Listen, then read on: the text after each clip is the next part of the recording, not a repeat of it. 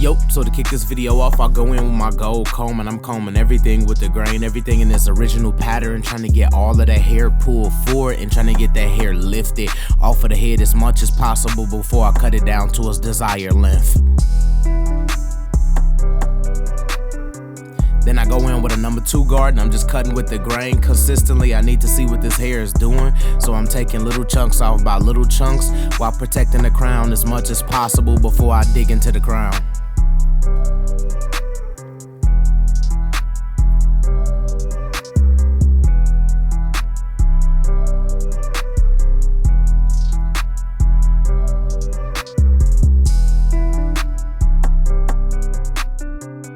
Then I go in, I start to cut around the crown because he getting everything in a 1.5 and the crown was a 2. So as you guys can see, I'm cutting in the crown pattern, not just trying to cut it anyway, but I'm cutting the way that the hairs go. That's how you keep everything consistent. That's how you get that crown down to that desired length. And then always brush that crown back in its original pattern just so you could get everything in order.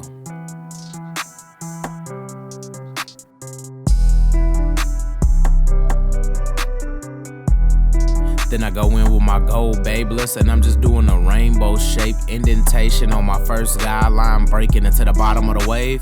And then I'm lifting all of this hair with a number 2 guard completely closed just so I could create room. Going in completely open now, about 1/2 inch, and blending this line out. Then I go in with my 1/16 and I start to flick at this hair because I'm starting to see that he got 2 major waves on this side. That 3rd wave is literally above the ear, so I'm just trying to stay in front of that 3rd wave because the 2nd wave, like, that's the thing. When it come to wavers, you just gotta know wave placement and you gotta know where you gonna end that wave. Some of these tapers you have to cut into some people waves, and I know some people in the comment section gonna be opposed to it, but that's not my problem. My client left spiffy, that boy left like the crispiest he ever been. So understand and know it, at certain times you will have to sacrifice maybe a wave or 2 just in order to put that taper in correctly. Now I'm on my number 1/16 guard, which is my 0 guard, and I'm just fading in between, trying to keep everything consistent. Now I go in the back with my number 2 guard just so I can lift the hair. I can open up the area for me to fade. That is the best thing. When you do it with a number 2 guard, especially seeing I cut his hair down with a 1.5, it ain't doing nothing but opening up the room so I can visually see more. So you don't always have to start completely 0 and try to fade up. Sometimes that's the reason why your fade is higher, because you started 0 at the bottom with your trimmer and it was so much hair. So just clear that bulk first and then go in with your gold babeless FXs or whatever trimmer and you clear that panel out in the back. So as you guys can see, y'all can see my fade room now. You can see what I'm working with in terms of my fade. I go in with a 1.5 completely closed, and the only thing I'm doing here is create more of a gradiency and opening up that room more for myself so I could get busy.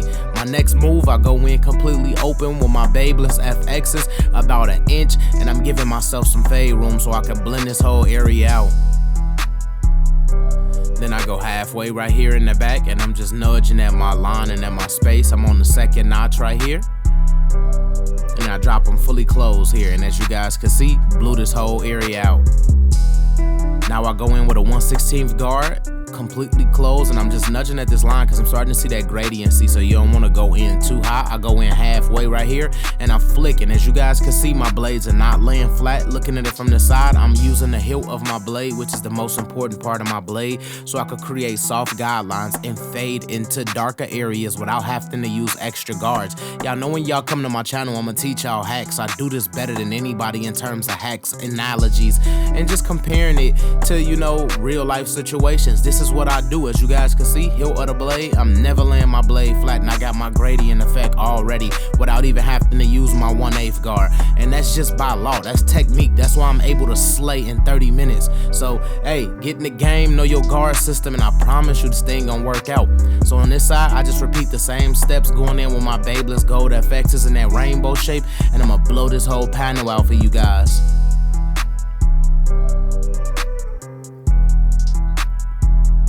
1.5 here, which is just basically cleaning up, you know, just creating that open area, because I know his sides are a little light, but nothing light enough to just be like, oh yeah, my client losing his hair. No, he just got lighter sides, that's it. So I'm taking my time, I'm nudging my way in, I'm controlling the game. At this point, y'all know how I move. It's 2020 is year the shapeshifters, and I got this game by the neck. When it come to this YouTube barber thing, I'm different, bro. I'm truly different, and I appreciate everybody who been with me on my road to success, everybody who been watching Beam since we been off the corona. My foot been on the gas, and that's just how I gotta move. I'm hoping that you guys are loving the content. I'm just trying to push as much content as possible. One thing that I noticed about myself is I just had to hit that record button more, and now that I hit it more, we locked in. So I go in with my spritz. In my spritz, I'm basically locking in all my hairs into place. One of the most important things you could do to any haircut. If you want a clean lineup, you don't want to have to go over a lineup multiple times or a crazy amount of times, go in with that spritz. As you guys can see, here go the most important part about a wave of haircut. I got my clippers completely closed and I'm floating over them waves. I need everything down to that desired length. I need all them scraggly legs completely cleaned up. This is my blessing to the game right here. This ain't something that I came up with, but this is something that I truly enjoy. When I'm cutting a wave, I'm truly enjoying knocking every hair down to its desired length, and I'm slowly but surely watching this thing come together. I ain't even hopped in that duffel yet. We just setting it up for that kill shot, and that's what's important on my channel. Y'all know me. I set myself up for the next move, and I set myself up for the kill shot, because when I finish too strong.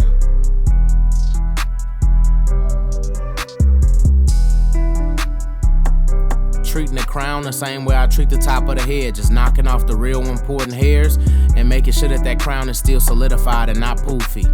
So now I go in with my gold Babelsef X's, hit my verticals, getting to the top of the ear, and I'm transitioning to the corner of my blade, making sure that everything is consistent and that everything is flush and that we breaking into the neckline properly. I go and I clean up some of the hairs in the ear just because my client kind of got ear hair, but that's what you do. As a barber, you're supposed to hit ear hairs, you're supposed to hit nose hairs, all of that. That show that, you know, cleanliness is next to godliness, but at the same time, it's small attention to details like that set you aside from the average barber. That's why I'm able to pull at 50 plus. Like, I think my Afro video, everybody was crying about 150. When I label big prices like that, it's not because I charge them that, it's because that's what they willing to pay. They value they barber different. The same way you got somebody out here who will buy maybe electronics, or they buy, I don't know, skates or cars or things like that. It's the same thing with your barber. Just people value me different off the strength of I move different, I cut their hair different, I unpack lives,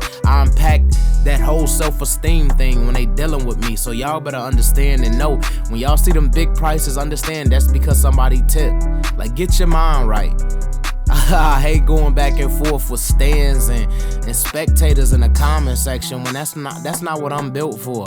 I'm not built to go back and forth or argue my price. Like, there's a reason why everybody can't be Beam client.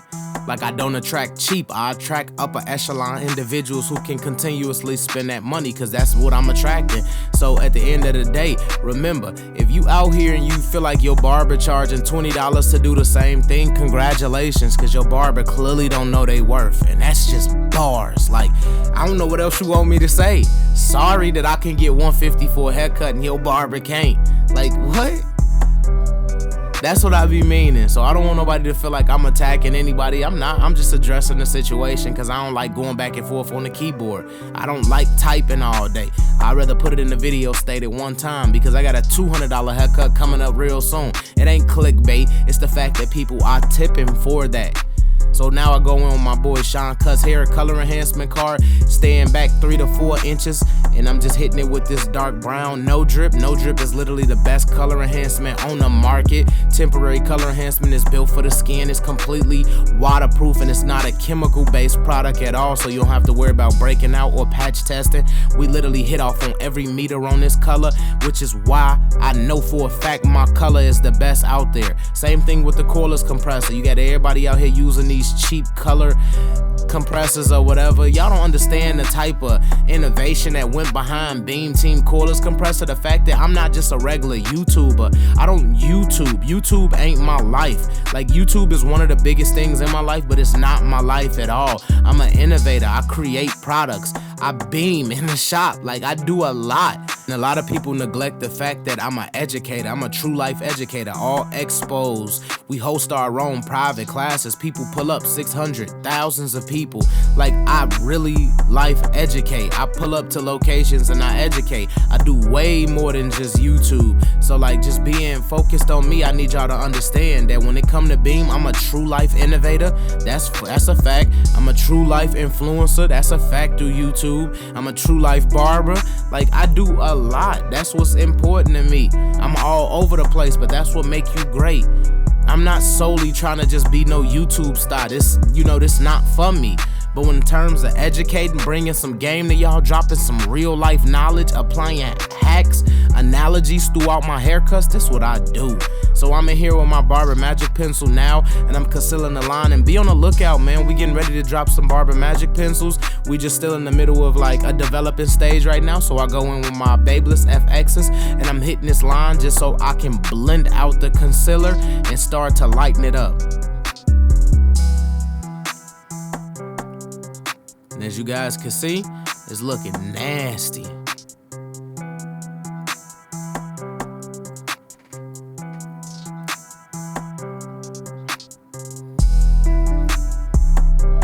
Super precise, super clean.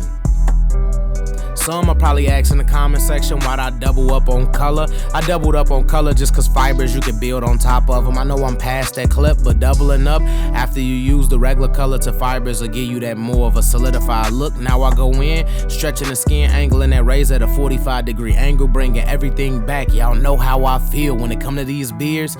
Next to none. This godlike work right here.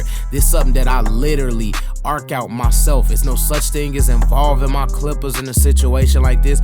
Like, this where my artistry kick in. This is where I have fun. This is where I get to arc the lines out. I get to be super creative but super precise. That's why when I say godlike work, this not me. This that man upstairs. You know, you just see the actions through me.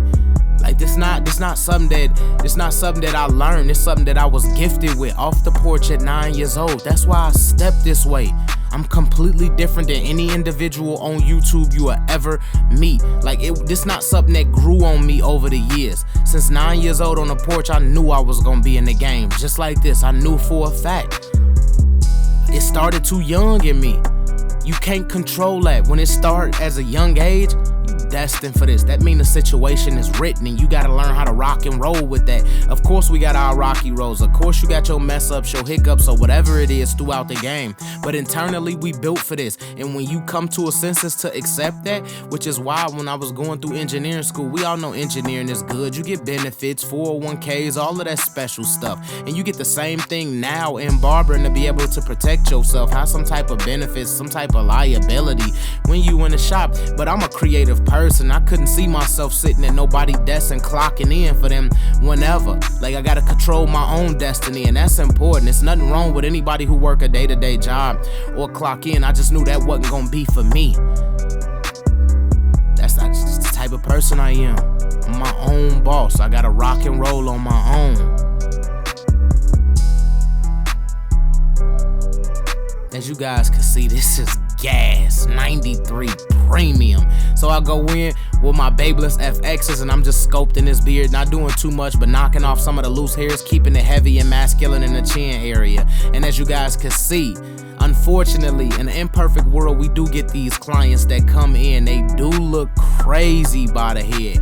My dog stayed down with me for a minute. But y'all know, like I said in multiple videos, as barbers, it's up to us to change that outcome. And on my channel, there's no other way in life but to give it up the way that I'ma give it up. So without further ado, let's lock in. Hashtag TBT in that comment section. Hashtag Glacier Gang. Hashtag it's 2020 is year to shapeshifters. We in that duffel this year. If you was able to sit through this 14 to 15 minute video with me, man, I appreciate you. Please like, share, subscribe, comment, all of that. Yeah, I need all of that. We in that duffel this year. Y'all know what time it is, man. Stop playing with me. And may God bless.